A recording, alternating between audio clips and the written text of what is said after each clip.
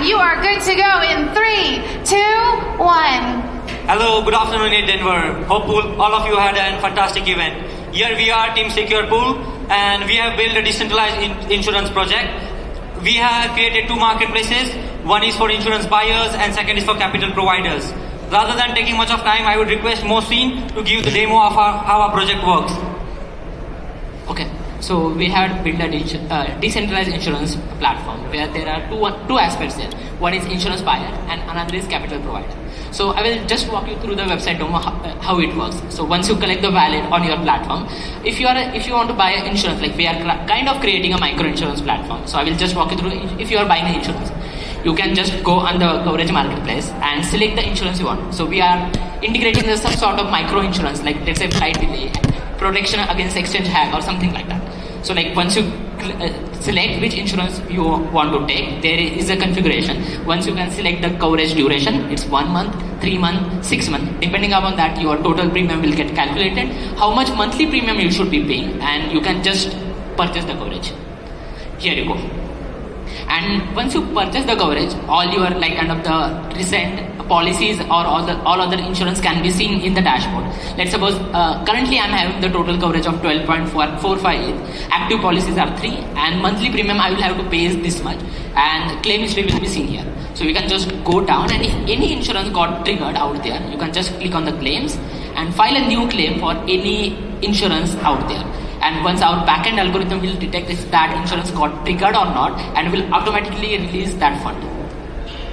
And I will walk you through the capital provider. So we are creating a kind of a new asset class here. So like if you have capital, you can just take part in the insurance pool where you can stake the Ethereum or any other stable coin to earn the yield on top of that. Let's suppose I'm taking part in the exchange hack protection pool. So we have, in the backend we have like kind of through the backend we have paid risk analysis and APY. So the higher the risk, more the reward, and that is being calculated with our backend algorithm depending upon that insurance pool. Let's suppose if flight delays there, and that is the insurance pool out there, so there will be a low risk and low reward. So if I select the exchange hack protection pool, you can just take amount whatever you want. As for example, I'm staking 15 ETH. I can just click on the stake. Here we have used the humanity protocol which can identify the verifiable credentials, and yeah, here we go. And on the dashboard you can see how much like amount you are staked, total earning you will be having, how much active stakes you are having, and the average APY. So at the back end, so like for now we have integrated this thing that will be calculating the APY, risk, and that is a kind of a new asset class for the people. Like there can be a multiple people can take part in the insurance pool where they can provide some sort of amount they can stake on the Ethereum or any other stable coin and earn the reward. So this is the overall platform we have built. You can just go on the website to test our product if anyone wants to. And just want to give you a background idea like why we have built on this idea during the hackathon. We came from the India, and when I was going through a research, we found out like recently there are a lot of gig workers out there or a small contract based worker out there. But government has recently imposed that there should be like kind of insurance to that, because big companies provide insurance to full-time employed, but what about the part-time employed? Let's suppose the biggest platform famously in India is Zomato. They're the ride drivers like delivering food from one place to another place, but their insurance, health insurance or travel insurance is not protected. So who will provide the insurance to them? So recently government, like that is around 32,646 CR, that is approximately $4 billion. That's the amount government allocate. So what we can do that here in the capital provider, government can take part in it. They can stake the amount here. They can also earn the reward. They will be securing the insurance for small and gig workers out there. So that's kind of an ecosystem we are creating, both for the insurance buyer and for the capital provider. Yeah, that's it from my side. I'm open to the questions. Maybe I missed it, but is this on-chain actually working? Like, did you actually make transactions just now? For now, the integration part is done, but we haven't integrated that with the backend as of now. But we'll be just doing that in like kind of a week or so. But it's working. You can just check, like here's the GitHub code. So we have written all the smart contracts out here. So I'll just walk you through. Yeah. So here are the contracts. One is we have written for the insurance policy, another is for the insurance pool, and All of this, yeah. You can just check on the GitHub, all the things are written there. What is CDC? So that is we built on the Flow blockchain. So the Cadence is the smart contract language we used. Oh, open it. Yeah, open insurance policy. I want to see it. Yeah, sure. Cool. It's got ID. You set the premium. Yeah. So how normally the market should be setting a premium, right? Like how much are you going to pay if it's peer to peer? The market would be setting that, right? So how do you come up with what the cost of these different insurance policies will be if you're eliminating middleman and there's no adjuster? Okay. So to set the premium, there are a lot of parameters you take into play. So we are again trying to build an AI model which you will have to fill a form before getting a set of premium. So you will have some inputs and then you will get the output. The parameter we judge on that input. So you are talking about car, there is the car brand, which year you purchase. There are a lot of info you need to put in to get a premium. It's very variable for individual, his health and a lot of multiple factors. Thank you. Okay, yes. To bootstrap sufficient liquidity to pay out in the case that insurance needs to. Sorry, say it again. How do you plan to bootstrap sufficient liquidity so that when the insurance policy needs to be paid out, there's enough funds? So we do have liquidity providers for that. So it's their fund that's going to be used there and it's going to be circulated in the ecosystem. And net you will be yielding APY. So obviously insurance company, it's running a company, so it's going to be profitable. So liquidity providers will be adding funds to the liquidity pool. So the net profit will be distributed among those, and we'll be using those funds to if the policy is being claimed.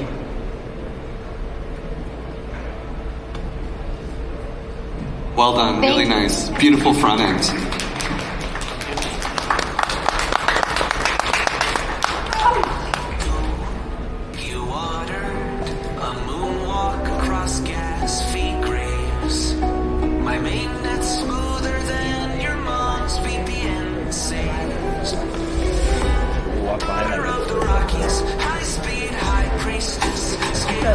Alright, next up we have Bot or Not. Let's give it up for team Bot or Not. Alright.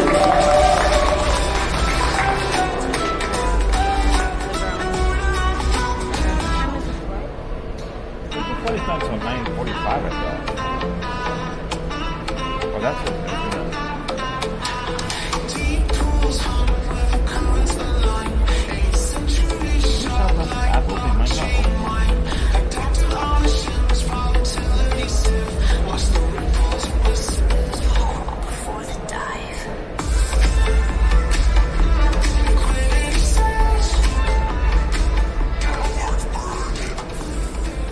All right, presenters, give me a thumbs up that you are ready to go. Awesome. You may start in 3, 2, 1. Hey, ETHDenver, make some noise for Waterloo!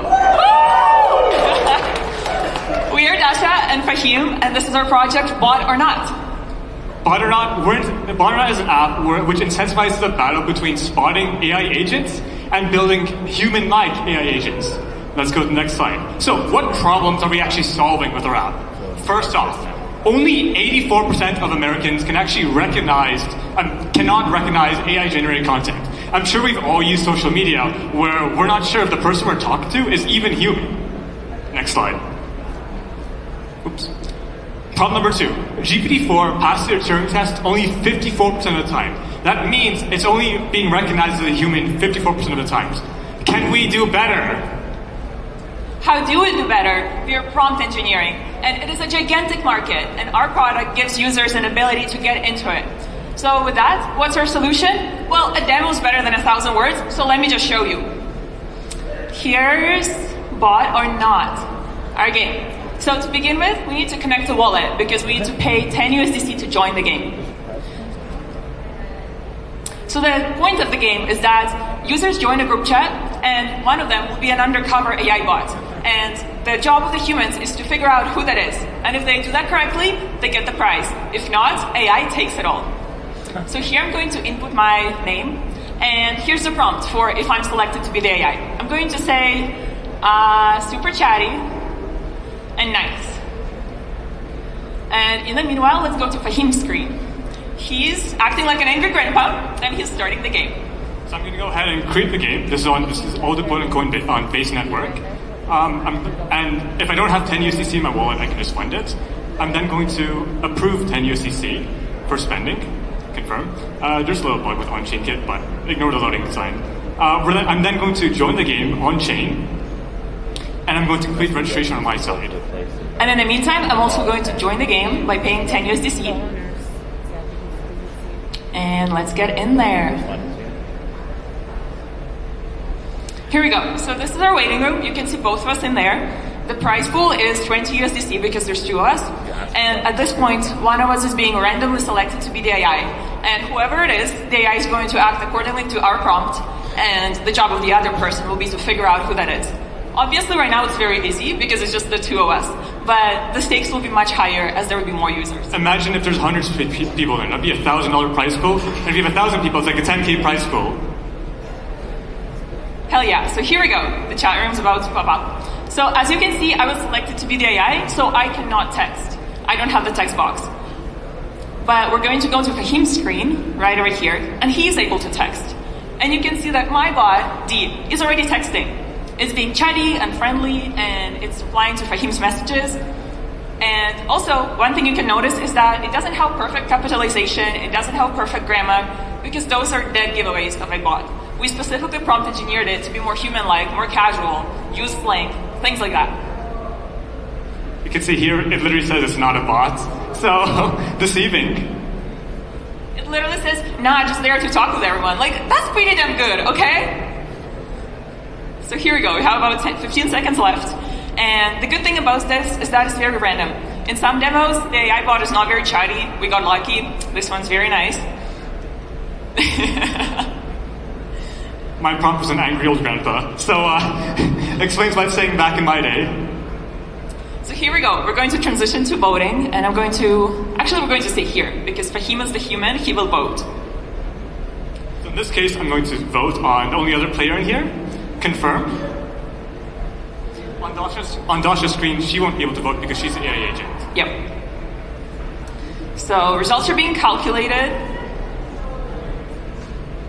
Okay, now we have a small bug with the front end where it doesn't really say who's voting on who, but if we were to actually go on-chain, we will be able to collect our money, the 20 USDC, because I voted Dasha as AI agent. So I'm going to go ahead and end the game, and then I'm going to go claim my reward. Claim reward function, confirm, and if I were to go view our transaction, let's wait for it to get indexed. Here we go. We can see that I've collected 20 USDC for spawning the AI agent. Yeah. Woo! AI defeated. And here we go. So one more thing. This is us. This is our contact info. We have plans of going to market. So we're gonna deploy this on mainnet. We're gonna make it an actual app. We're gonna get as many people playing it. Thank you to our bidlers. Judges, you now have 2 minutes for your questions. What happens if one person, what if multiple people guess the AI agent? Is it just split equally, or? Yes, we take the prize pool and we distribute evenly between those who voted correctly. And your goal is on both sides to make it so humans are better at guessing AI agents, but also AI Making agents? AI better. Okay. Yeah, because there's currently issues with both, and I feel like both are mutually helpful. Because if people know that AI is getting better, people are going to be motivated to look harder. And if AI knows that people are actively looking for it, then prompt engineer it, make it good, make it pass.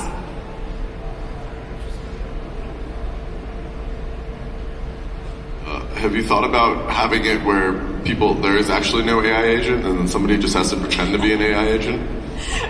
That's fun. That's a really fun idea. Yeah. We might. That would be like an evil Among Us. When you go live, are you going to use account abstraction? Just throwing it out there. There were a lot of pop-ups.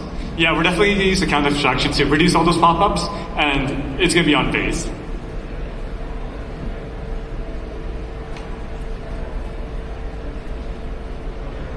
Great work. That was really fun. Well played. Thanks.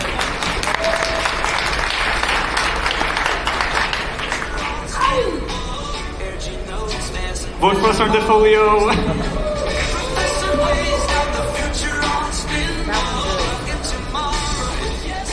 Thank you, bot or not.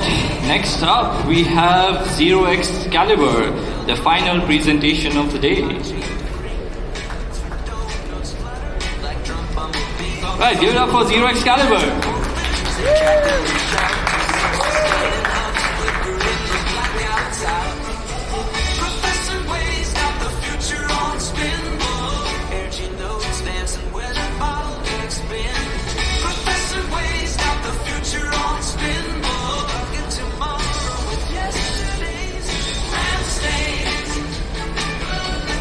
So he already went to test or he's just going by what Alexander said?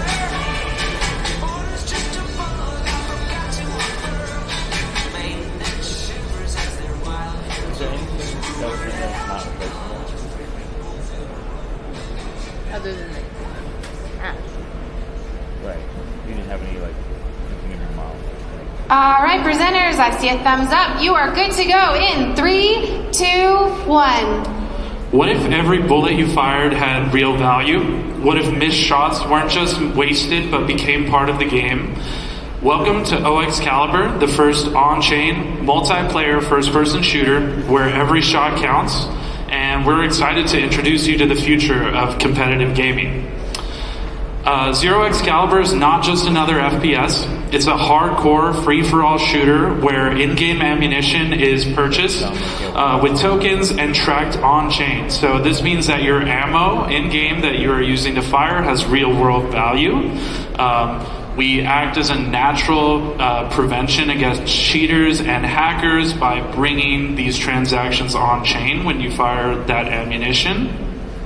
And we also allow flexibility too, with our companion app and ability to manage your master identity separately to the game from where you store your tokens, along with allowing players to come in with any token they like and converting into ammo to play the game. So in Zero Excalibur, your bullets are more than just projectiles, like we've talked about a little bit.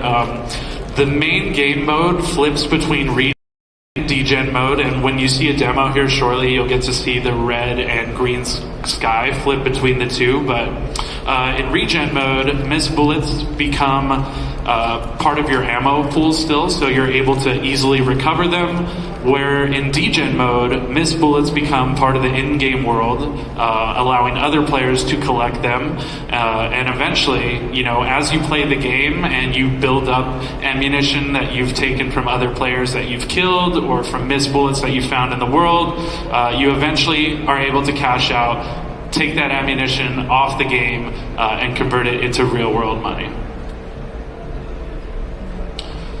Here is a short demo of what the single player feel looks like. We just wanted to show you the world, give you a feel for the UI, which right now is in Unity front end, just to get it running. So more importantly, what we're going to get to in a second is some of the back-end tech that actually is in the game. If we go to the next slide, you can see a short demo of the multiplayer gameplay.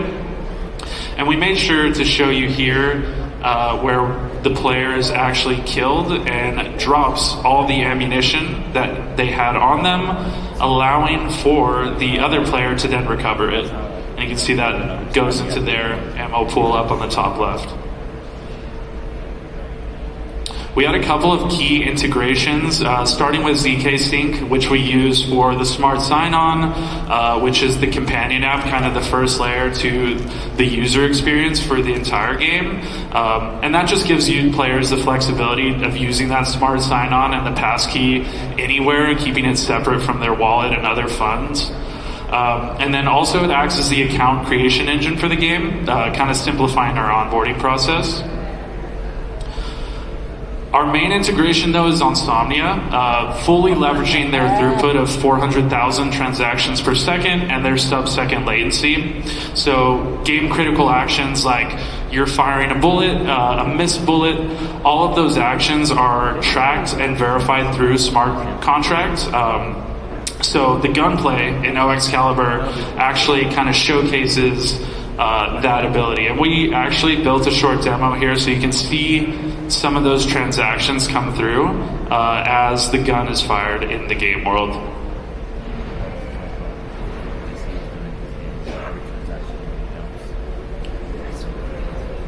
One of the other integrations we worked on is with ICP. We mentioned regen and degen mode for the game. Those two modes are going to be controlled by the the canister on ICP that we use to randomly determine when to flip between regen and degen mode. The importance of this integration is helping keep that information obfuscated from other players. So you can think of cheaters, hackers, exploiters who would want to know when that mode is going to flip in-game. Using ICP in this case helps us prevent those exploiters from figuring things like that out. And that is it. I think we're ready to move to questions.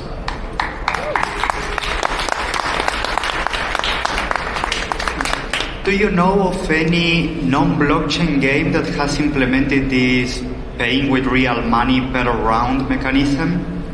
No, that was part of the reasoning why I wanted to do this, was because I had a thought at the last hackathon last year of like, there's transaction speeds aren't fast enough for real-time gaming, and that's what I want to build as a real-time game. And I was like, how can we just show off this concept? And like, what better way than just use a machine gun that like literally confirms transactions as they're coming out the barrel? Right, sounds like a great way of proving it. How do you know where the bullet ended up? Is there like a spatial component that's logged on chain? It's just doing array casting, and then we log these. We're going to log the location that's fired from, and then the angle that you fire at, and you should be able to interpolate the rest from there. And so that like the array casting is done, the math is done on the smart contract from like the starting position of the gun and the geometry of the arena. Yeah, unfortunately there wasn't enough daylight hours to get that implemented, but that is the dream, is that we're going to implement on-chain anti-cheat stuff, right? And just, we want to remove all this extra stuff. Very cool. Does a user have a wallet when they're in the game, and what technology did you use to get that into Unity? Yeah, so the way that they do it is there's multiple contracts on different chains where you can go and deposit your funds, and you submit a Merkle tree. So let's say you buy 10 bullets, you submit a 10 slot Merkle tree, and then eventually, basically, when you fire the bullets, you will reveal those like signatures of the tree, and then the other players can then redeem those if they pick them up. And so just to stop the players from just being able to find people's ammo and steal it because it's all being sent out and broadcasted, we're gonna have to use like a secure enclave layer to be able to at least an intermediary to be able to pass out those signatures. Where does the root for the Merkle tree live? So the user creates that when they make the deposit. It's going to happen in JavaScript. You say, I want 10 bullets. So you create the whole Merkle tree and then submit it up from there to whatever chain that you're trying to make the deposit on. Yeah, but where does the root live? Is it on the user's That is the root. So each time you make a new... And that is all of the time that we have for our last presentation.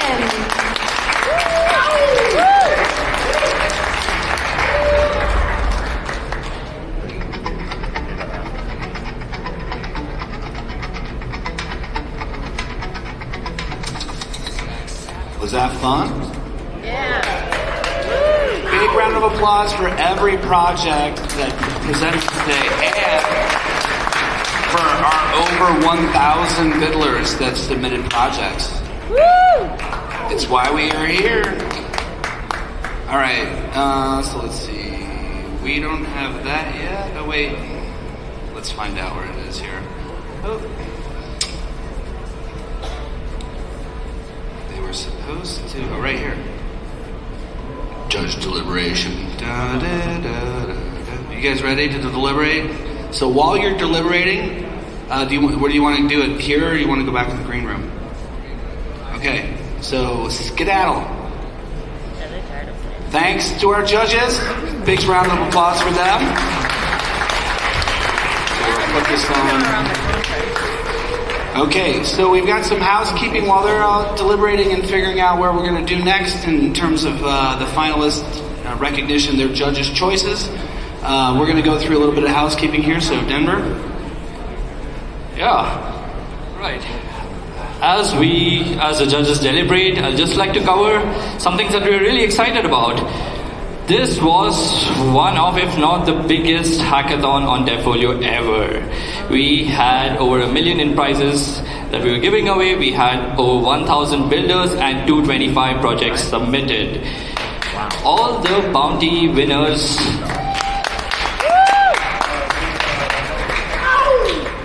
know you're all waiting for the bounty prizes. All the bounty winners will be updated on the DevFolio portal by 8 p.m. today. So just keep an eye out on the ETHDenver 2025.devfolio.co. That's the URL. Keep an eye out on it. The final results, we're double confirming with all the partners if we have got their prizes right. We'll be adding them by 8 p.m. today.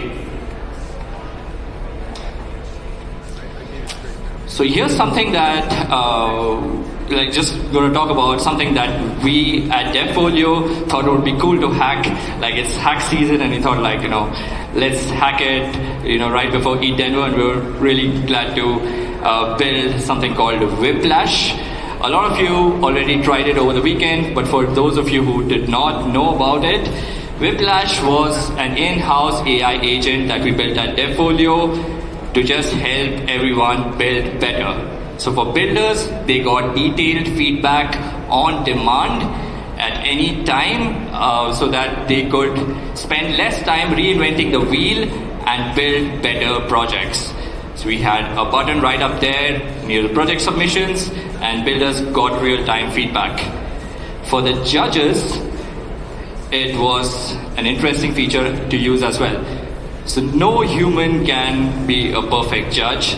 This is why we added Whiplash, the AI agent, to the judging dashboard. Every judge was empowered with the power of AI, and they were able to judge better. How did it go? We had 225 projects, 500 plus invocations, 1 million plus in tokens generated, and over 1,000 builders whipped.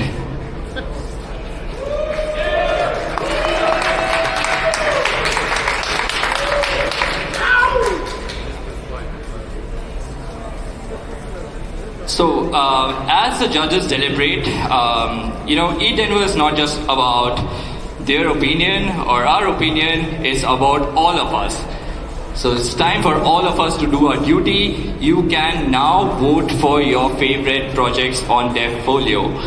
So we have integrated quadratic voting exclusively for ETHDenver. We're giving out 1 million in Spork. That's huge. You want to talk about a bit about Spork and how it's cool? I will remind everyone that Spork is our community token. And when you earn Spork by biddling and then stake Spork, which actually the staking year starts April 1st, so you have a little bit of time, we will then use a snapshot sometime later this year to then determine who gets what in terms of distributions. At opening ceremonies, I announced that we were going to give away at least $420,000 back to the community via Spork owners and stakers. Now that's not in Spork, that's USDC. So we're actually giving cash back to the community for creating such an abundance here in our community. So you want this. So to give away 1 million Spork is actually kind of a big deal.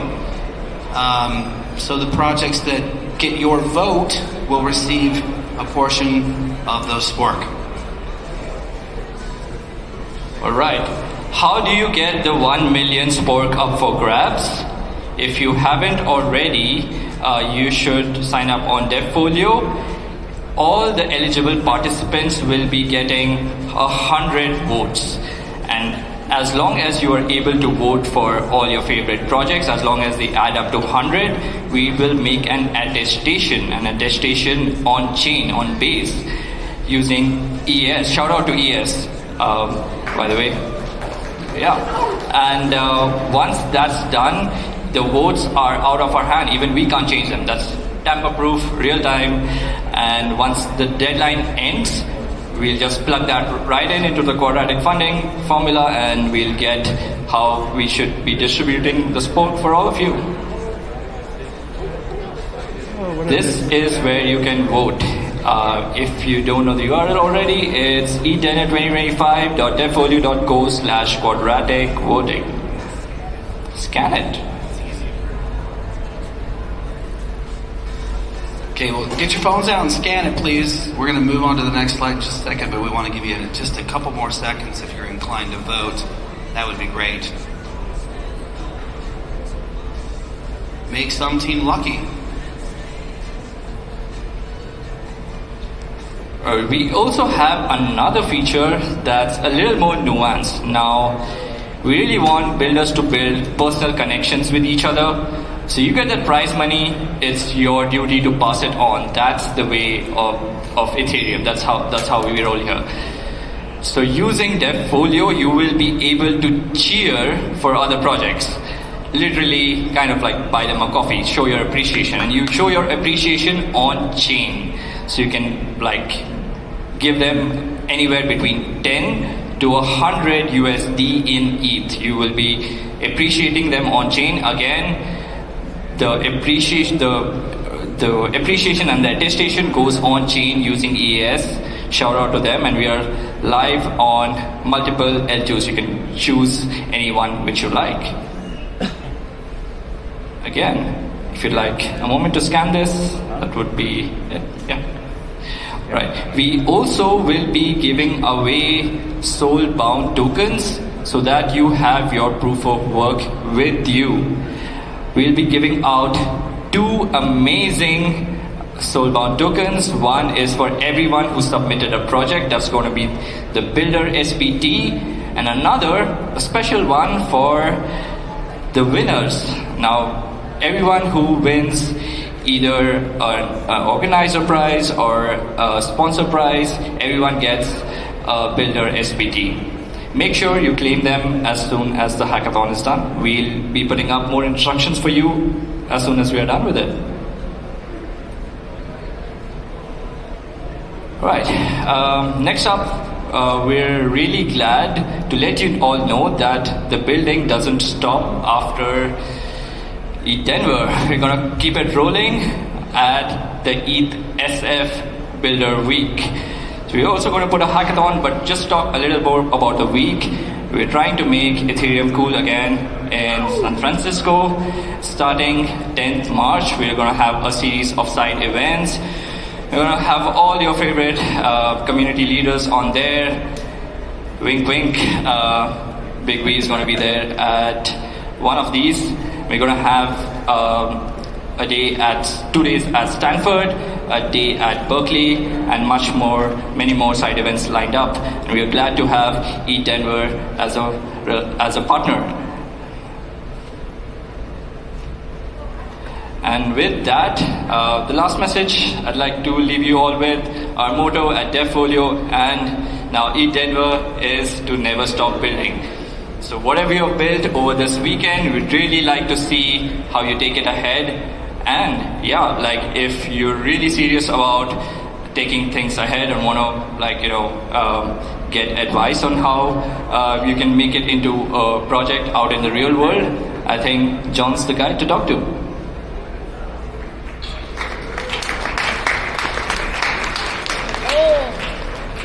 So we're going to do a couple, excuse me, thank you Denver. I'm losing my voice. So we have Genzio. Come on up. So we're going to announce some winners from the treasure hunt. You ready to go? Thank you everyone who participated in the Regen Treasure Hunt. It was amazing to meet a ton of you and give you guys out your POAPs, as well as now we have our 3 winners. I really want to give a huge shout out to everyone who participated, but Tweetiest, Blue Girl TM, and Sparky, you 3 are our winners of $3,000 in ETH, as well as $600 in merch credits. Congratulations, and thank you guys so much for participating. Amazing. Creating engagement games is kind of fun, right? I mean, we've been doing this for a long time, but you actually get paid for coming here and doing fun things? Pretty cool.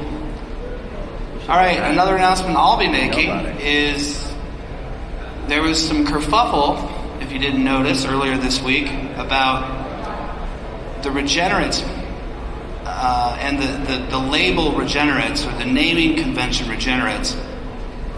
And what came to light is there's actually various definitions of being a regen or being a regenerate. And so as opposed to furthering divide in the community, we decided to reunite the clans. So we met with the Regen Commons DAO folks that are actually building a DAO to support the good that regenerative funding can provide for other projects around the community. And we're happy to announce that we're going to seed that DAO with a $20,000 contribution. So $20,000 in USDC. And we're in talks with them to discuss doing more. I mean, there's all sorts of, what we've come to realize is there's actually all sorts of various perspectives on what it means to build a regenerative model. You hear regenerative finance, you hear regenerative commons, you hear regenerative agriculture. There's all sorts of varieties of this. And even Ethereum and in general, smart contracts Web3 largely has a very regenerative vibe. So again, as opposed to deepening divide, it's important that Web3 stick together. Same team.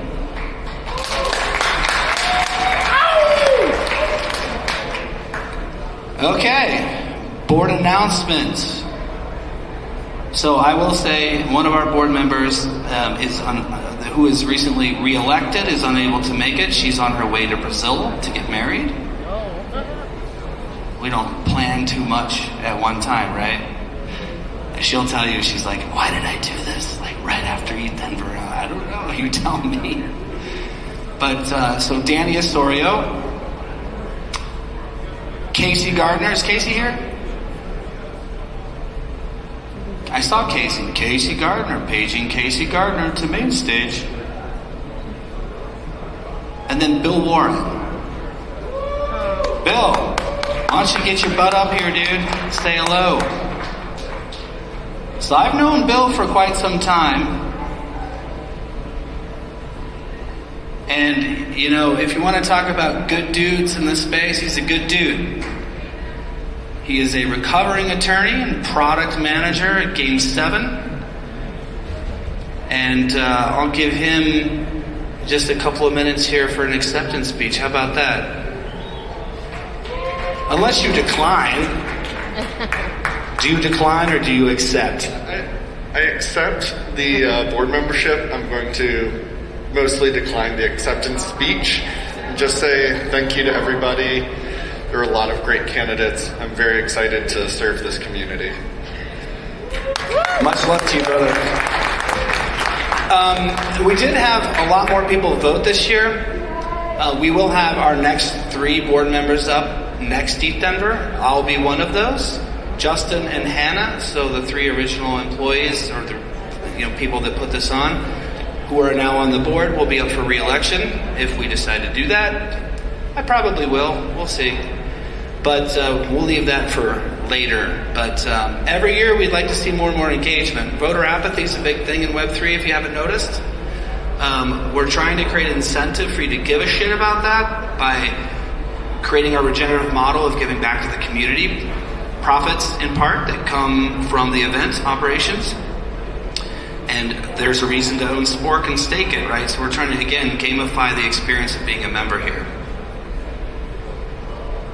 Okay, we are coming to the end here, but before we get to that,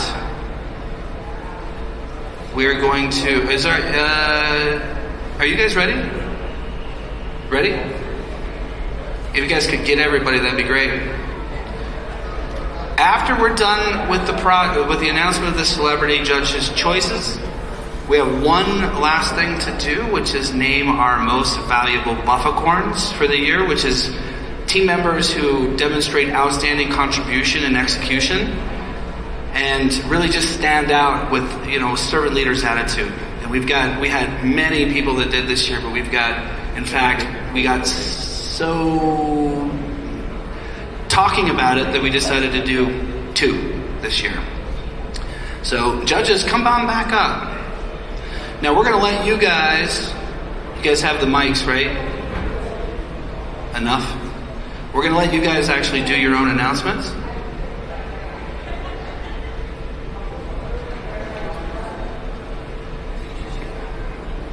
They go first?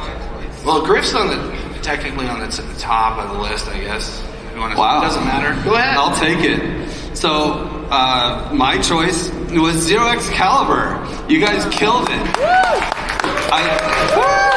I love the innovation of a new mechanic for the game, and I think a lot of cool things could spin out of that. like making bullets actually cost something in real life, or in the game, like they do in real life. Well played.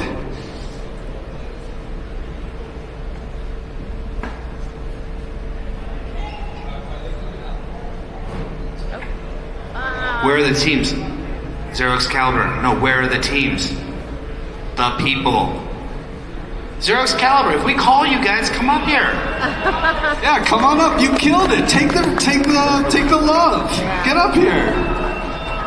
You can take Bill's acceptance speech that he didn't want to do. There you go.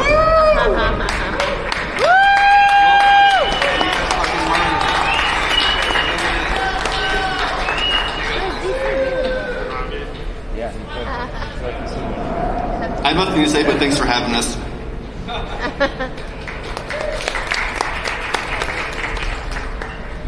Well, you're welcome. And thank you for building a project that kicks ass. I mean, if you get Griff's attention, we know it's good. Okay, next up. Oh, snap. So yeah, we're actually like giving it. You see, Justin comes up and changes my slides, and he's like, "Yeah, we should show it all." But it's like, no. Yeah, there's no suspense anymore. We just gave it away. All right, whatever. Okay, so let's do one at a time, though. Okay. Who is me? Let me go next. I have a little addition. I didn't get signed up for this. Nobody says I'm gonna talk about the judging methodology.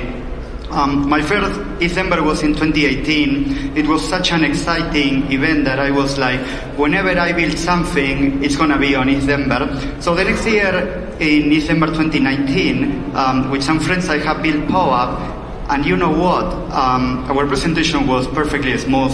People were extremely excited. I think we would have scored really well, and still we didn't win. We didn't make it to the finals. And that didn't discourage us, or it was extremely discouraging, but still, we decided to continue building. We kept coming to ETHDenver, and here we are now. So, if your project that you have poured all your energy and your passion is not here, that doesn't mean it doesn't deserve to be here. We had to pick winners. We are all pretty tired and overworked, and some choices were pretty tough, like, I went with baseline because it personally resonated with me, the idea that you don't have data, you don't have internet, and you still need to do a transaction and you do it over the phone. But there were some other pretty good submissions that didn't make it, and still, they surely were worth it, and they were worth your time, and hopefully we'll keep building it. So baseline, get up here. Baseline. Take your curtain call. Guys. Okay, who is the baseline? Who chose baseline? Celebrity judges? Did you guys have consensus on this, or was there one in particular? We like it. Okay, do you guys want to say anything? Acceptance speech? Right, well, we were like looking for a few things to build, and just a funny story because I don't really know what to say. We first wanted to build just purely what we demoed, which was just calling, being able to send some USDC to a phone number. We actually built everything except that until like the last few hours of our development, because we were just making new agents and new things the entire time, except the one thing we wanted to do, but we didn't end up pulling it off, so I think we can be really proud of what we made. Thank you. All right. Next up, Ultra Anon. Where you guys at? Come on up. So I'm going to talk a little bit about this one. They did great work. They created a whole new anonymity protocol. This stuff is really important. I'm not sure many of you guys know, he's wearing a Tornado Cash shirt right now. The way Tornado Cash started is basically a bunch of us in Moloch DAO started tweeting to try and find someone to build a UI for Argent Hopper. And then the Tornado Cash team rage built the whole thing in 3 weeks, and they got some grants from there. Hello. Okay. And then history was never the same, and so inspiring to see new developers come in and build new privacy primitives and. It's a hackathon, so we're not going to let the perfect be the enemy of the good, and this is a great innovation, and I love to see it.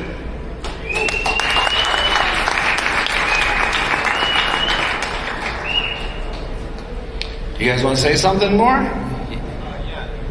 Yeah, the thing about Tornado Cash, the code is really great. There's this article on Rareskill. If you ever want to learn ZK, go to Rareskill, search for Tornado Cash.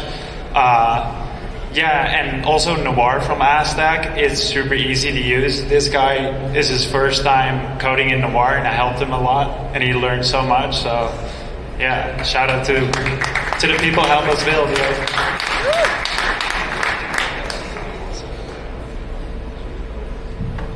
All right, guys, thank you so much. You're welcome. Thanks for coming.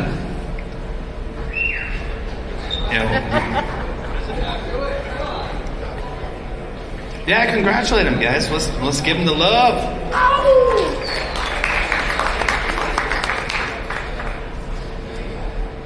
Ultra Anon. Thanks, guys. Okay, next up is Pollination Station. Here we are. This is the bees. Yeah, so DAOs and communities, we want to bring more DAOs together, and if you want to go fast, go alone, and if you want to go far, go together. So Pollination Station. Amazing. You guys want to say anything? Yeah, talk some stuff. Yeah, here you go. Oh, cool, yeah. Sweet. First off, thanks everyone for being here. It's super exciting and awesome. One thing I think we're excited too, if anyone's interested in helping, we have a decentralized repository on GitHub too, where we're doing a lot of like research on modularized governance mechanism design, so we can include that to the AI rack too. So if any of you have any exciting project or you're doing research as well too, please talk to us. We can try to include how like your guys' research and collaborate that too. And thanks again everyone for being a part of this. Yeah, no, thank you guys so much for recognizing our project. Obviously, we worked really hard on it. It's really cool to be able to experiment with what some of these AI tools are able to do in terms of allowing people to participate more widely and more precisely in all types of governance mechanisms, even our own. So we think that this type of technology and this approach could be broadly applied to a lot of different areas. So we're excited to be doing that in a small way. Yeah, and if you guys want to follow us for any future updates, then follow us on Twitter, Pollen Station, and Workcast is Pollen Station as well. So, thank you so much, ETHDenver. This was amazing. We love you. Go get your love. Griff's a hugger if you didn't know.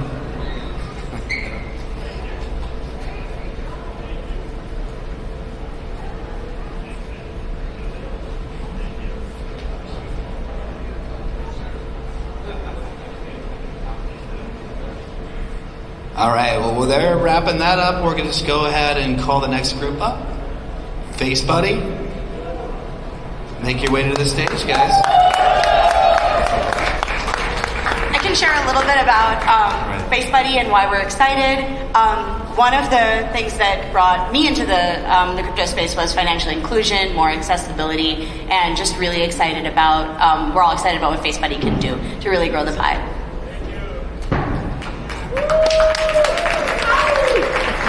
Cool. You guys want to say anything? Yo, I love Waterloo blockchain. Let's go, University of Waterloo.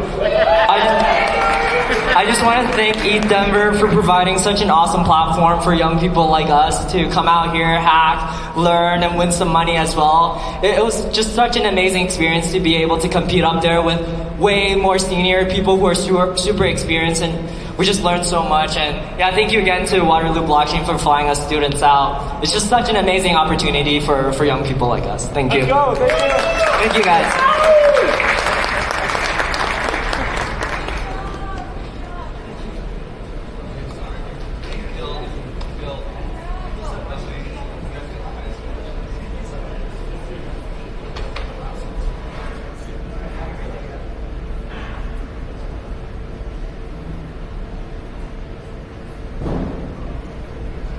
Okay, that's all the categories, and as the judges, we argued. We almost got into a knife fight or spork fight in the back about who to pick. There were a lot of really, really incredible projects. Everyone worked really hard, and like Patricio said earlier, even if you didn't get up, it doesn't mean you didn't deserve to get up and keep building, because you can do incredible things. And honorable mention to Ethical Fish. We really loved it, and keep building for public goods, and keep looking for niche use cases that can help a lot of people in the world. Yeah, it was almost impossible not to choose you guys, Ethical Fish. I don't know if you want to come up here and take your bow. Come up and take a bow, guys. Yeah, get up here. We had to choose one out of every category, so that's why you didn't win, but honestly, you guys were incredible, and it was just because of the categories thing. Otherwise, you guys would have made it for sure. Do you guys want to say anything? Well, honestly...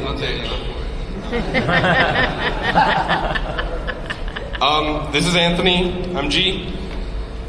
We have been working on Derbyfish, sport fishing app, and we built it in React Native. So we came into this hackathon with knowledge in React Native and how to implement technology that exists into cool integrated functionalities. And this week, our experience culminated into a very fast built product. On the first day, we had our landing page, and that was our pitch deck. Started with the landing, go into it planning, and then we can show people what we're trying to build as we're building it. So we had so much fun. I agree. We had a lot of fun. Yeah. And thank you very much. Great work. Thanks, guys. Oh, go get your love, guys. Come on. Griff's going to be mad at me if we don't. Yeah. Good job, guys.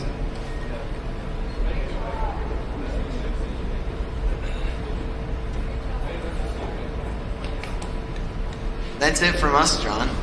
I know. Well, if you guys wouldn't mind hanging out just for a second. I'm stuck here. No, you guys are good.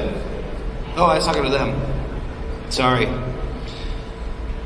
So every year we've started this tradition last year where, I don't know if you guys noticed, but it takes quite a few people to run this thing.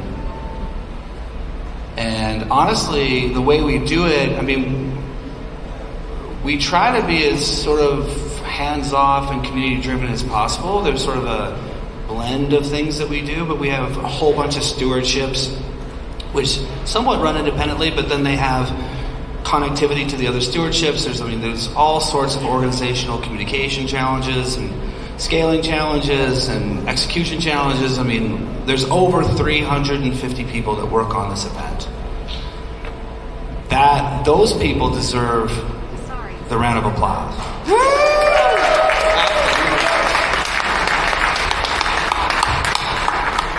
But every year, as is typical, there are people who stand out. And we've got 2 most valuable bufficorns that we'd like to recognize today. You guys ready? Okay, so the first, he's a shadowy supercoder of type. And, we were kind of in a bind. We were in a pickle with several things technologically. And, he's just one of those guys that just said, you know what, give it to me. I'll do it. And then in Shaddy supercoder rage quitting style, he gets it done in 2 days. And this is stuff that we've been messing around with for months at times. And he's like, yeah, it's easy. And he just makes it look so simple. And he has such a positive attitude about doing it. He has such a servant leader attitude about serving the team and really executing excellence. So let's bring up Jax Coder. And he didn't know about this.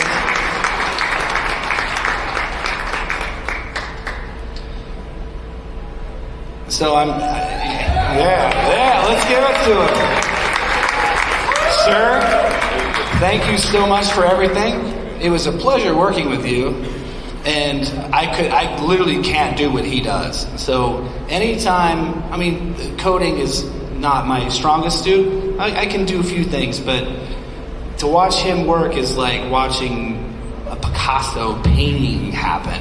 So, fantastic work, dude. You deserve the most valuable Bufficorn. And with that will come a bonus for this season, so we'll talk about that later. Always paid in USDC or Ether. So stay here. No, you're not going anywhere yet. All right, the second MVB, and by the way, this is not 1 and 2. This is 1 and 1. Okay, we just couldn't decide, and we just thought, we're just going to do 2. So yes, and when in doubt, do both. So getting people into a venue at scale sucks. Lines, ticketing, coordination, security, oh my God, the amount of work that goes into organizing, just handing out something simple as a badge is just so much work. And then coordinating that team that doesn't work year round and making it cohesive and leading a team that way is so bloody hard. It's also a thankless job because it's once you come in the door, how much are you hanging out with those folks? They're still at the front. They're still greeting new people. So we wanted to make sure that we really pointed out the excellence that was delivered this year. Our time to check somebody in was at an all-time record. Did anybody wait in a really meaningful line? No. Do you know how freaking hard that is to do at scale for the amount of people that are in this city? And when all the hot things are happening, it is so hard. So put your hands together for Ian Burnham.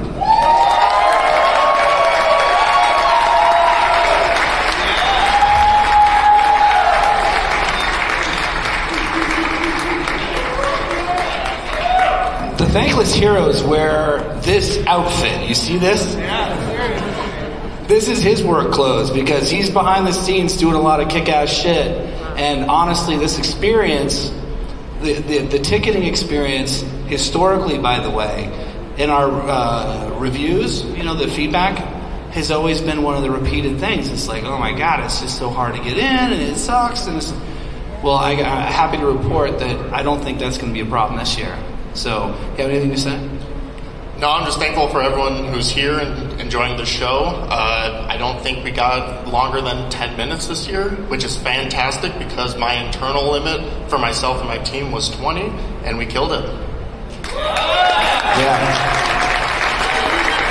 The unseen coordination issues of Web3 right there.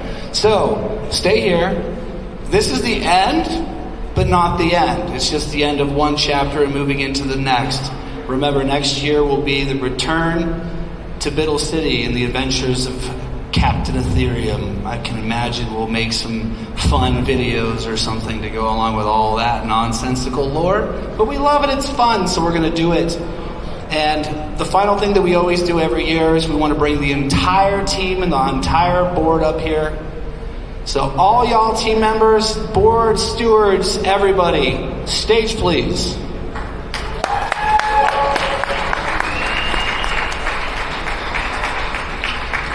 Casey can barely get out of the beanbag.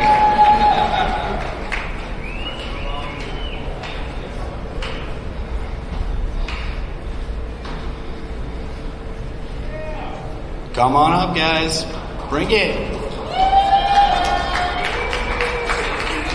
So, we'll let them kind of funnel in here, and we do have some folks that have left already, unfortunately. I know, right? Not like we did a lot this week or anything.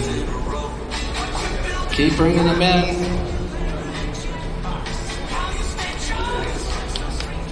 We're making sure to get documentation here, of course.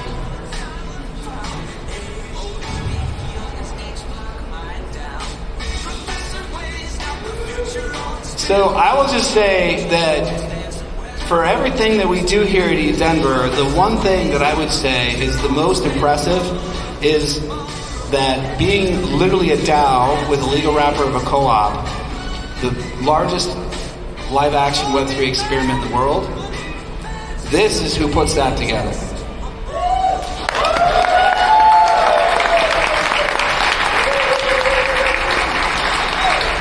You know, I get a little emotional right now because it's like the culmination of a whole year's worth of work, and I like feel tears jerking a little bit, but I cannot tell you how much I appreciate everything that you guys have done to build Denver into one of the most hotbed, fun, attractive places to build Web3. And this is the team that does it. If you have interest in joining the team, talk to our team members what it's like to be a part of this community. We are a community of communities. We have many projects and communities and other folks that also contribute. But this is the core. This is the epicenter of what makes it go round. So thank you, team. We'll see you guys in 2026.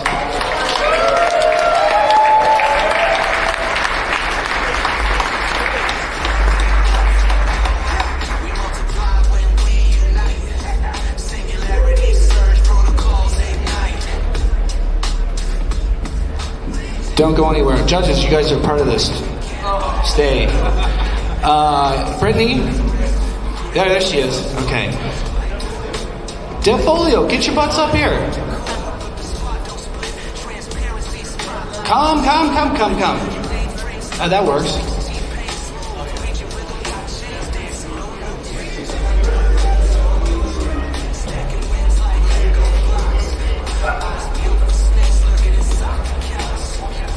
We'll give them a couple more minutes, or one more minute.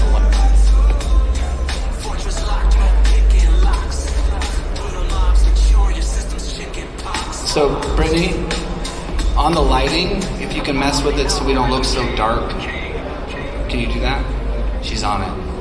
Thanks, Joshua, for reminding me about that. Okay, so we're going to take some team photos. You guys ready? I'm going to put this down.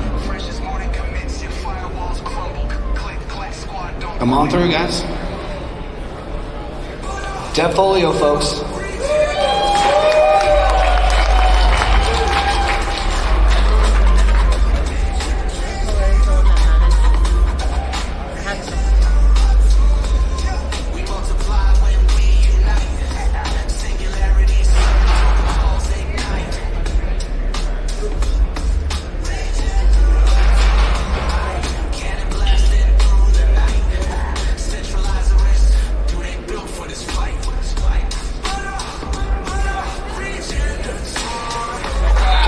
We're going to check the photo because last year it sucked. Not that it was her fault, it wasn't. We just want to double check because it's impossible to get everybody together. This is like the only time that we get to do this. I'll fix it in post. Yeah, looks good. Okay. All right, that's a wrap, folks. We'll see you in ETHDenver 2026.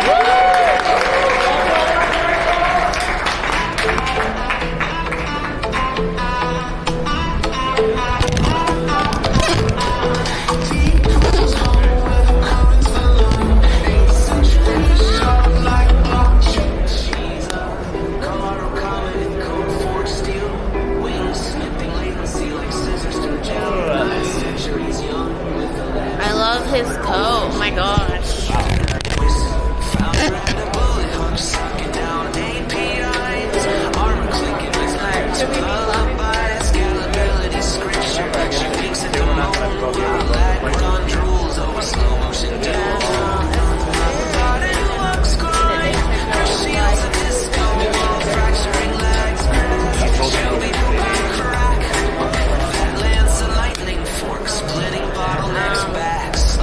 Architects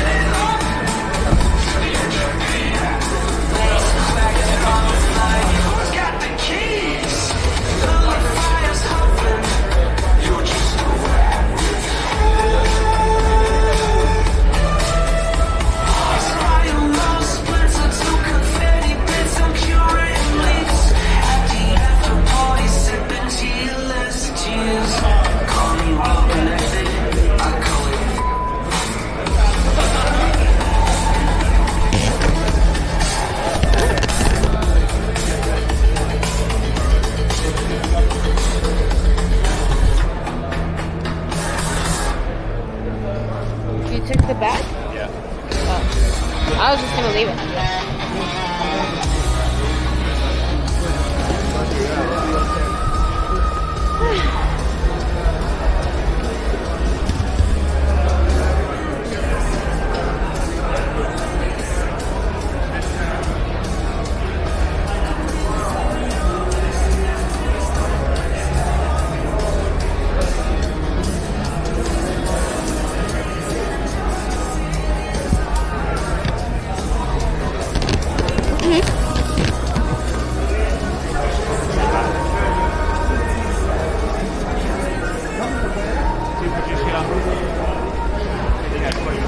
Hey, great job up there.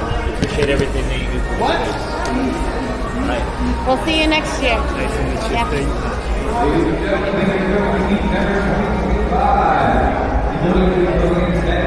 You guys are coming. We'll see you next year. Make your way out of the main stage towards the front building, or the front doors. Thank you for coming. ETHDenver 2025. Building will close in 10 minutes. 10 minutos. Alright, so I should just text him. Hey, we're walking out the car. We are. Maybe we go eat where we normally? Wherever. That Mexican restaurant? Which one? I don't remember. The one by Ross? I'm drawing a blank right now. Sorry. Huh? I'm not remembering. The taco place. Or it's like, the Mexican place in like downtown or something.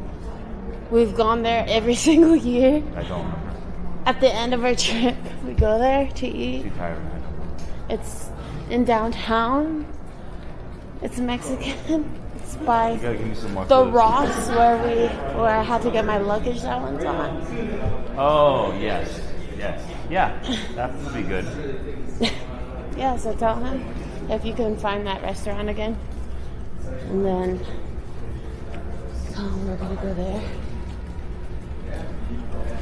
Make sure it's open, I guess, this early. We've only gone at night.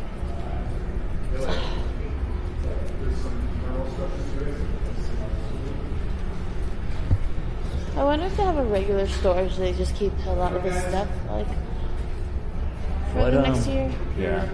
Or if it's just all rentals. What about Thank you. Yeah. What about the car situation? Where does that need to be done about that? Why are you worried about it? It's not your worry. Because I worry about it. No, you don't need to. You don't need to worry about it.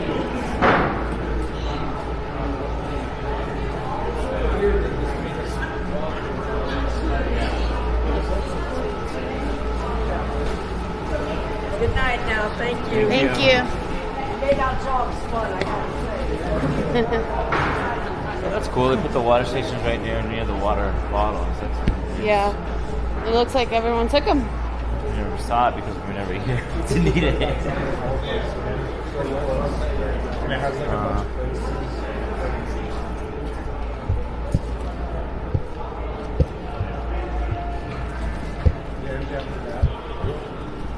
Wow, they cleared a lot of it.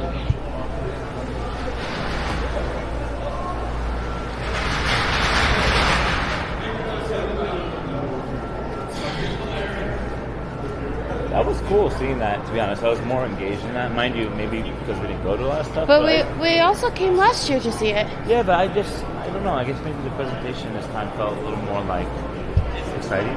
Uh-huh.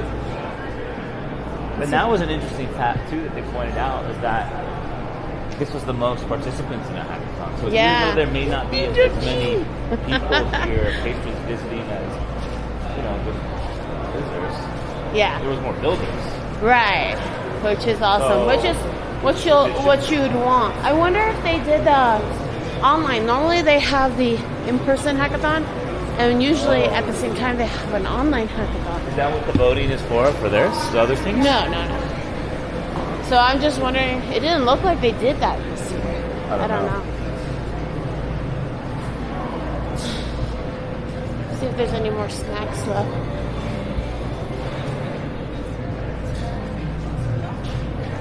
Pork. Such a good day. Well.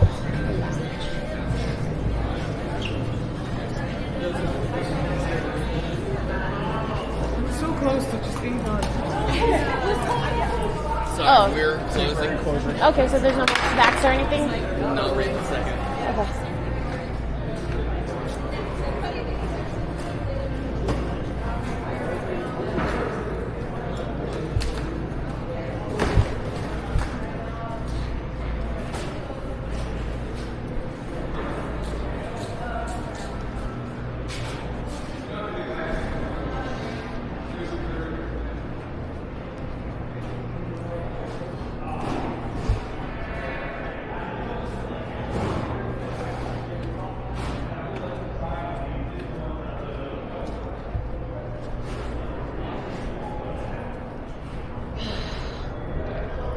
So we never even got to go in the sports arena.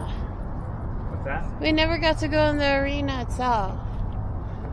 Well, I said that was the only thing, so I don't think There was a whole thing. Yeah, you could have. The doors were open when we first got here. Wow. Didn't even make it there. That's weird. Honestly, there wasn't that much. But isn't that there was a Zen zone usually? No, it was in here. I saw a sign. It was No? upstairs in there. So So over there, there's- it was just, that's where the hiking tables were. Uh-huh. And then right next to that, there was one stage in the corner. Yeah. Where they had a stage. Alright. And then right next to the hacking tables, there was just like other stand-up kind of like, you know, like networking tables, just with like signs of like different sponsors. Sure. And then there was the two stages in the middle for presenting. So there's no speakers today, so I'm sure there was nobody on those stages. I see. Yeah. Sun feels so nice. Feels good. I don't remember the name. Is it a cantina? What was this? Los días de... I say maybe locate the Ross first. It's next to that. It's not next to it. It's in that area. Right. Okay. Yeah, it was kind of like this.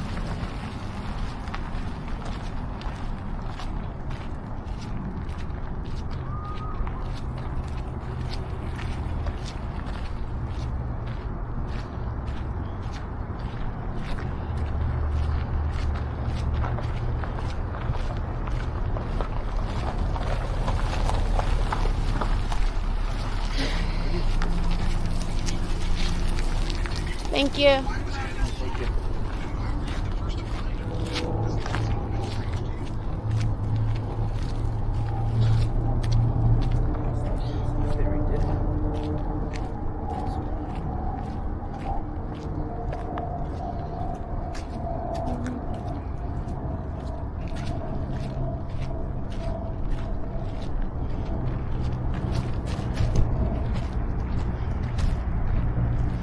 Could you get out my keys?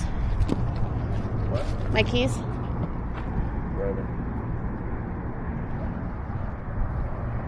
Sunny day.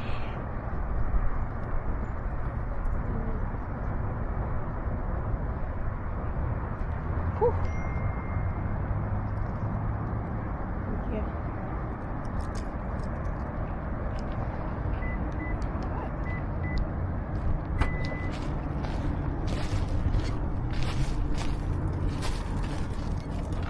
Boom. Package. How's this all gonna go home with us? I mean, I'm probably just going to shove a few of these things into this backpack and check that in. Uh-huh. And I'll probably wear this sweatshirt once it's cold.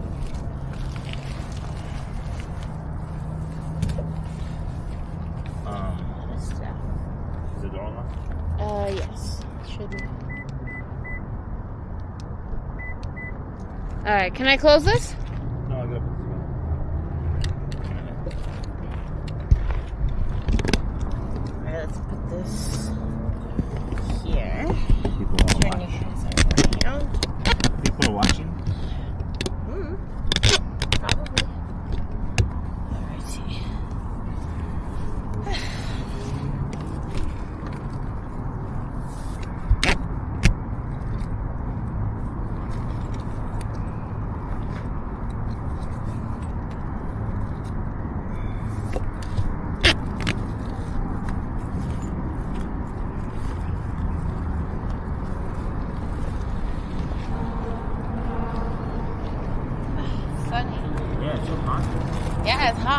really stand in the sun. It's like burning. Yeah, I know. That's what I was thinking the other day too.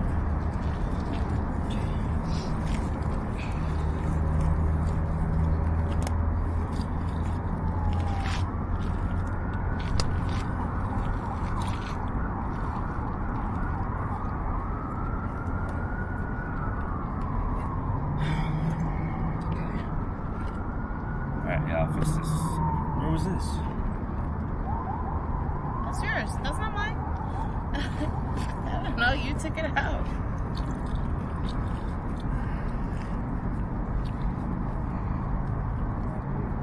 I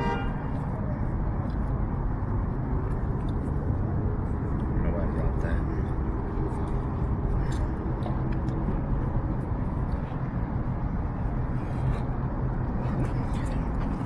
I'm gonna get in the shop. Well, that's a wrap. That marks our 4th ETHDenver we've attended in a row. And it was a warmer one. In the past, it's been colder. Yeah. This trip has literally been a roller coaster, primarily for me. There was a lot of obstacles that happened, and I lost my wallet and passport also along the way, which was probably the major obstacle and hurdle. It's still lost, but on the bright side is that there's no fraudulent transactions that I've seen, so hopefully, it's just laying around somewhere. Maybe we'll find it, or the staff. So appreciate the staff from, the temple and from room 540, and appreciative of everyone who came together to, send me information about how to travel without ID. Everyone who gave me contacts of who to reach out to the staff and stuff. So I really appreciate everybody being concerned and helpful. But also on the bright side is that all those things are replaceable. So it's important that I have my health and we're safe, and we had shelter and we had food, and the conference itself, was fantastic. It's always filled with a lot of really great individuals and people who are authentic and really care about blockchain and decentralization. Whether you're an ETH maxi or not, I think it's a good event to come to get exposed to people who are like that, because I think online it can be skewed about meme coins, KOLs, but ETHDenver does a really great job focusing on what matters with the Web3 ethos. So, yeah, I don't know. What do you think? Yeah, kind of just everything that Valerie said. It was definitely a different experience for ETHDenver for us. Yeah, there was a lot of speed bumps throughout the week, but we still tried to enjoy the positives in between it, which I do feel were just a little overshadowed by the things that were happening, which were causing some friction. But there were some really good moments and connected with some good people, and that was nice. That was nice to see that, and it was nice to see the closing kind of ceremony where they go over and award the winners for the hacking. I think it's something important to note that they just shared, and I don't know how many people are watching, but a lot I saw on some of the timelines like, oh, it's changed. There's not as many people here coming and visiting. That may be true. I don't think we had enough time out there at the booths and the actual convention park to fully give an opinion on that, me personally. But what they did just share right now at the end, but when they were giving out the awards to the winners for their hacking their products and their innovation and their applications, because they get money and funding for that now. But they said that this was the year that had the most participants in building in the hackathon. So I think that's a good sign if there's actually more participants creating and building products and applications and just things in general, because if nobody's doing that, then things are just going to be stagnant and, Yeah, things are going to stay the same. Right. So I think that's a very big positive sign that I don't think has been talked about yet, because that was just the first time I heard it. But I'm definitely going to echo that to everybody and on the timeline and everything, because without the builders doing stuff, people are not going to have anything to do. Yeah, so it's really important. Obviously, everybody who likes to gossip and talk the negative. A lot of the rumors and negatives kind of spread faster, but we're going to be champions of the stats, the statistics, what they shared. And I think a reason too that it's increased with biddlers is because this year was the year that when you applied to be a builder, you had to show up and speak with someone here to approve you officially. Whereas in the past, they've pretty much accepted everybody, but then everybody that they've accepted are not necessarily all builders. Either they came to intended to build, or there's people who may get the builder's pass just for the free perks, because the developers get treated really, really well here. Yeah. Free food, anything they need. They work really hard. They deserve it. So a lot of times people will try to get the builder pass without building to just get the perks. So this year I noticed that they really cracked down on that. And so I think it really honed in on people who truly are here to build and to innovate and collaborate and work with other people to showcase, the different ideas that they may have thought about for months or years, or that, they were inspired being in attendance. So, I think that was a big proponent to why there was an increase in biddlers. And secondly, there may have been an increase is because the innovation of AI with ChatGPT. There was a couple people I've talked to who had no background in coding whatsoever, but implemented AI to help them build, a product and a demo. So that's probably another reason why that there could have been an increase in biddlers, which is awesome, because that's what, we want this tech to do, is to help humans unleash the creativity and be able to see that through. Yeah, and I think that was really cool. There's definitely going to be some new norms happening, and I think coming to this event lets you see into the future what some of those new norms are going to be, in my opinion. And so when you get to kind of see firsthand the demos, talk to the team and talk to the people, and then all of a sudden, a year or two from now, they get some amazing round of funding and then really deploy all the ideas into the field, into the public. It's really cool. It's really cool to see kind of what's happening kind of before it happens, and kind of take a pulse, because really at the end of the day, the innovation and the technology is what's going to help drive this thing forward. But it's going to take the people to actually know about it, understand it, and then help share it. So I just think I really like a lot of the stuff that we see here. And again, even though we didn't get to go and do all the stuff we normally do as much, there was still a lot of really good moments throughout, and we were able to connect with a number of people that are good, nice people. Yeah, I think speaking on that, normally all the past 3 conferences we've come to ETHDenver, we always go to the main ETHDenver. Sure. We try to make it to almost every single booth. There's usually PO-ops to collect or something, some sort of incentive to see as many booths as you can. And there's a lot of cool different activations and areas you can go see, but this year, we didn't get to see as much, but this year we did go to many more side events, I would say. This was also the year that had the most side events, too. Right. They said. There was 500 plus side events, the most that they've ever had for ETHDenver. And all of the events that we attended were very intentional. It wasn't always about partying. If you can mix in the partying with it in between or afterwards, that was great. But, there was a lot of great teams that are here that you get to ask questions in person, whereas that's not always the case when you're online. Either you're referred to a chat bot to answer your questions or emails for support. But that is another reason why to come to ETHDenver, is because you can talk to the MetaMask team. You can talk to the OpenSea team. If you want to do partnerships, if you have ideas, you have feedback, you have suggestions, you have complaints, whatever it is, everyone here is open to all of it, to hearing all of it, right? Whereas they're dedicating their time to be here to connect with community. Whereas when we're not at an event, they're sitting behind a desk, you know, doing their day-to-day jobs and tasks, and they may not have time for all of that. So that is a huge reason why it's amazing to come to this you know, festival. It's really, they try not to call it a conference. It's actually really a festival.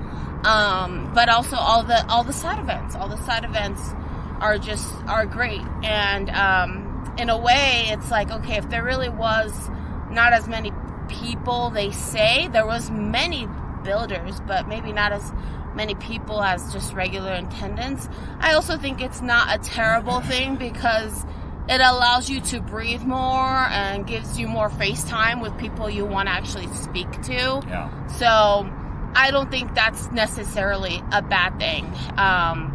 And of course, you know, like there's a lot of different opinions and debate around Ethereum. And so, you know, it's bigger than just that debate. It's like if you're really about decentralization and the idea of Web3 and what it can do for people all over the world, you would come here regardless, right?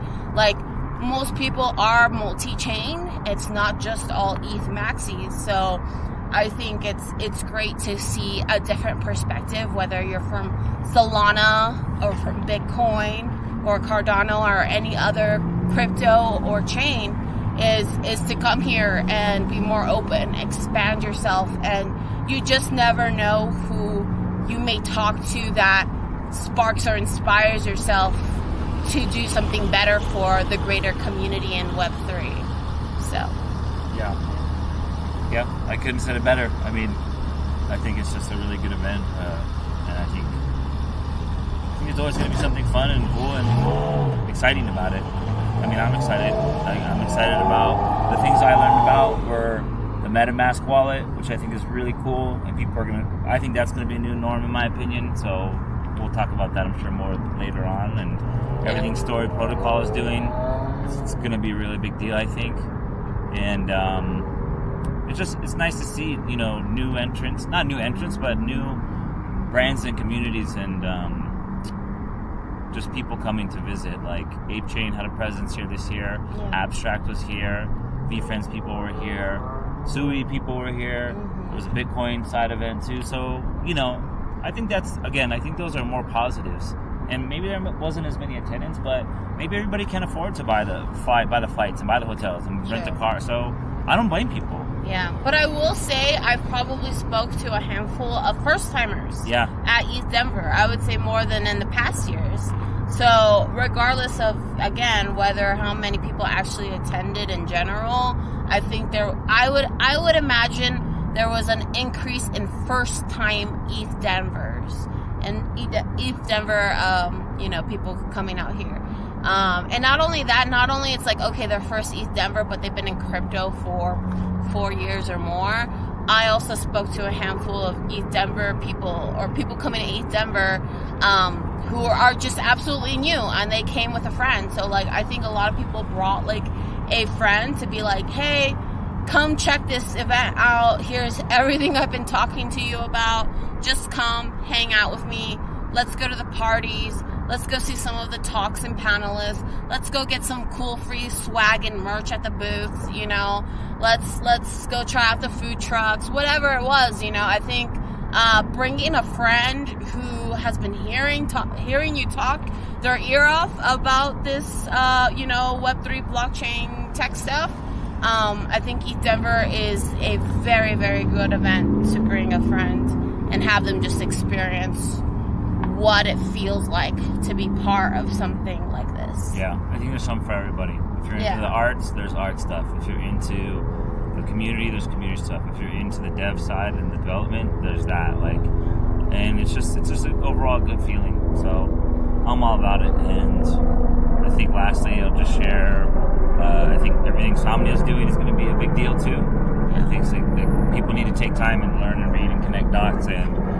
I think these are some of the bigger things we're going to see become as like a new norm in the next year or two. Like people are going to be using them in the day to day, like, and it's just going to be look back like, oh, I remember when that was big. Like, you know, it was still in its infancy, but it's like there's going to be some powerhouses that are going to have a lot of eyes, a lot of ears, a lot of attention, and you can see them here, and you can meet and talk with the teams and the people and the leadership, which you don't always get that opportunity.